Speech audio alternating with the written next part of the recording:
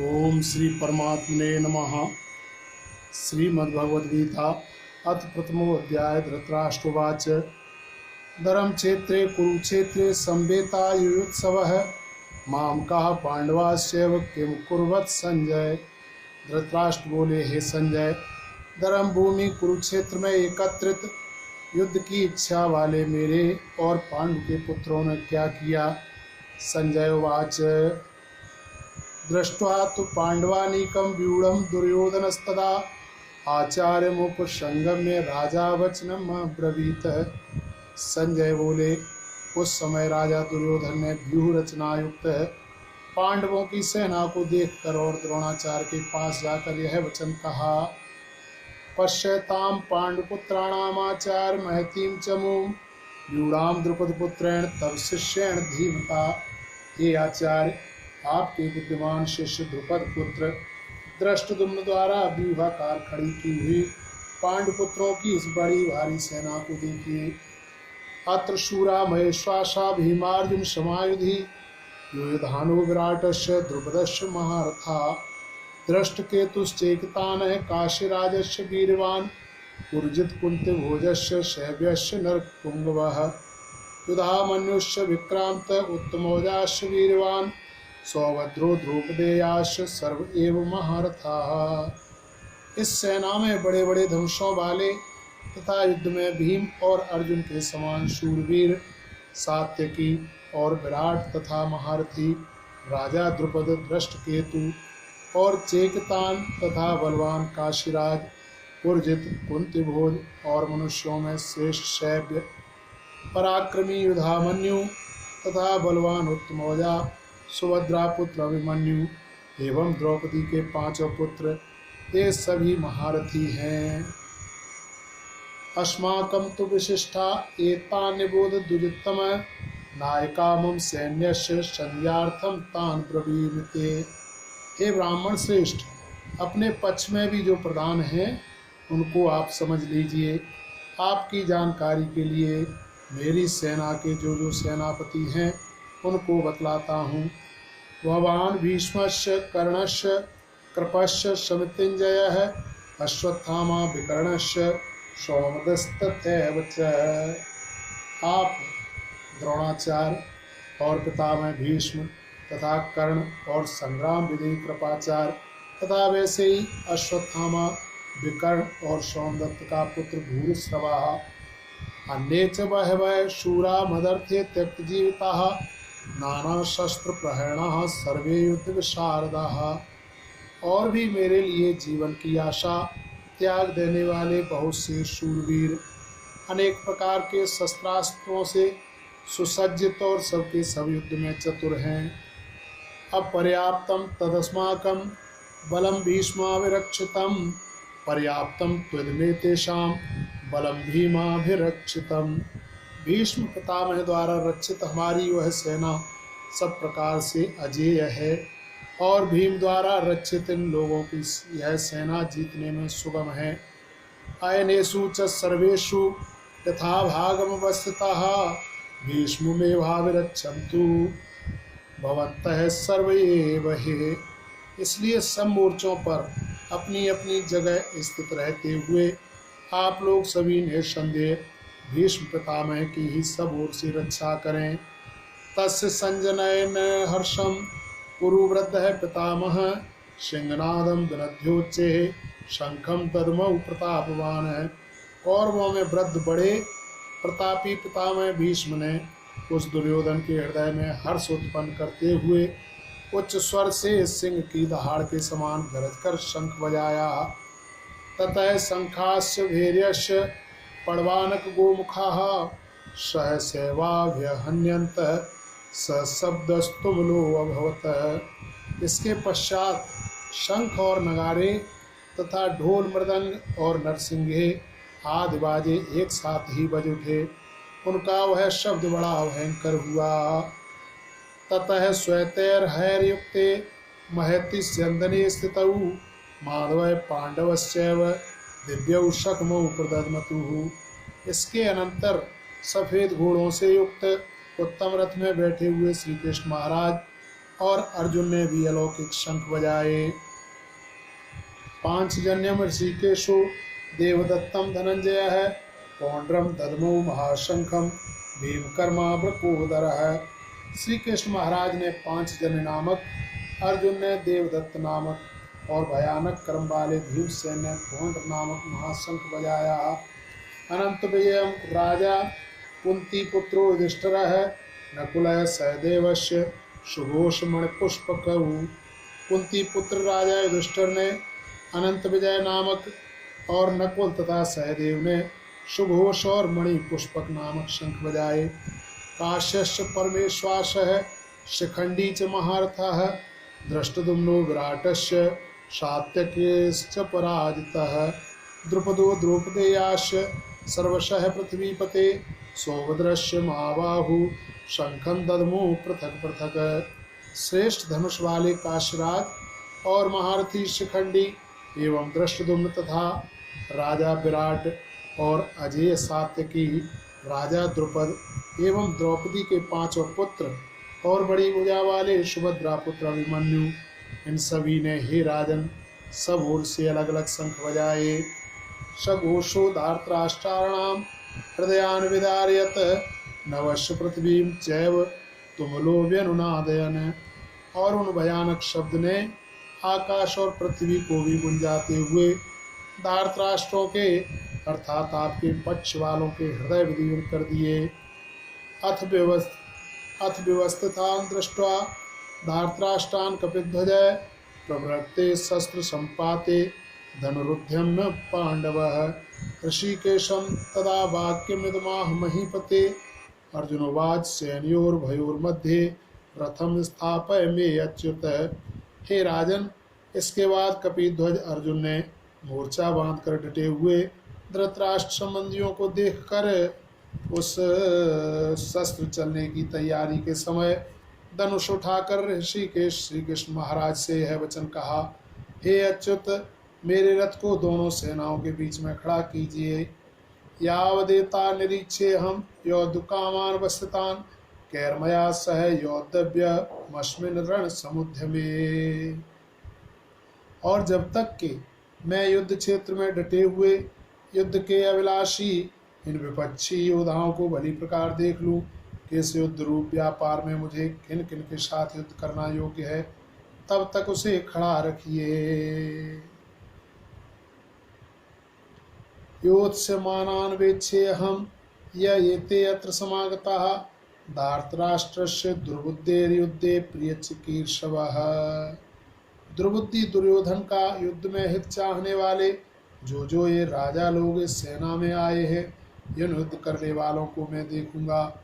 Sanjay watch एवं मुक्तो ऋषिकेशो गुणाकेशेन भारत सेनयोर्भयोर्मध्ये स्थापयुक्तारथोत्तमम्। भीष्म द्रोण प्रमुखतः सर्वेषां च महीक्षिताम् उवाच पार्थ पश्यतान् संवेतान् कुरुनिति। संजय बोले, हे धृतराष्ट्र, अर्जुन द्वारा इस प्रकार कहे हुए महाराज श्री कृष्णचंद्र ने दोनों सेनाओं के बीच में भीष्म और द्रोणाचार्य के सामने तथा संपूर्ण राजाओं के सामने उत्तम रथ को खड़ा करके इस प्रकार कहा कि हे पार्थ, युद्ध के लिए जुटे हुए इन कौरवों को देख। तत्रापस्य स्थितान पार्थ पितृनथ पितामहान आचार्यान मातुलान भ्रातृन पुत्रान पौत्रान सखीस्तथा स्वसुरान सुहृदश्चैव सैन्योर्भयोरपि। इसके बाद प्रथापुत्र अर्जुन ने उन दोनों ही सेनाओं में स्थित ताऊ चाचों को, दादों परदादों को, गुरुओं को, मामाओं को, भाइयों को, पुत्रों को, पौत्रों को तथा मित्रों को, ससुरों को और सुहृदों को भी देखा। तान समीक्ष्य सकौन्तेयः सर्वान् बन्धून् वस्थितान् कृपया पर्याविष्टो विसीदन्यदम ब्रवीत। उन उपस्थित संपूर्ण बंधुओं को देखकर वे कुंती पुत्र अर्जुन अत्यंत करुणा से युक्त होकर शोक करते हुए यह वचन बोले। अर्जुन वाच दृष्टेमं स्वजनं कृष्ण युयुत्सं समुपस्थितं सीदन्ति मम गात्राणि मुखं च परिशुष्यति वेपतुश्च शरीरे मे रोम हर्षस्य जायते अर्जुन बोले, हे कृष्ण, युद्ध क्षेत्र में डटे हुए युद्ध के अभिलाषी इस स्वजन समुदाय को देखकर मेरे अंग शिथिल हुए जा रहे हैं और मुख सूखा जा रहा है तथा मेरे शरीर में कंप एवं रोमांच हो रहा है। गांडीवं स्रंसते हस्ताक्त्वक्चैव परिदह्यते न च संकोम्यवस्थातुं भ्रमतीव च मे मनः। हाथ से गांडीव धनुष गिर रहा है और त्वचा भी बहुत जल रही है तथा मेरा मन भ्रमित सा हो रहा है, इसलिए मैं खड़ा रहने को भी समर्थ नहीं हूँ। निमित्तानि च पश्यामि विपरीतानि केशव न च श्रेयो अनुपश्यामि हत्वा स्वजनमाहवे। हे केशव, मैं लक्षणों को भी विपरीत ही देख रहा हूँ तथा युद्ध में स्वजन समुदाय को मारकर कल्याण भी नहीं देखता। न कांक्षे विजयम कृष्ण न च राज्यम सुखानि च किम नो राज्येन गोविंद किम भोगैर्जीवितेन वा। हे कृष्ण, मैं न तो विजय चाहता हूँ और न राज्य तथा सुखों को ही। हे गोविंद, हमें ऐसे राज्य से क्या प्रयोजन है अथवा ऐसे भोगों से और जीवन से भी क्या लाभ है। येषामर्थे कांक्षितम नो राज्यम भोगाः सुखानि च त इमे अवस्थिता युद्धे प्राणांस त्यक्त्वा धनानि च। हमें जिनके लिए राज्य भोग और सुखादि अभीष्ट हैं, वे ही ये सब धन और जीवन की आशा को त्याग कर युद्ध में खड़े हैं।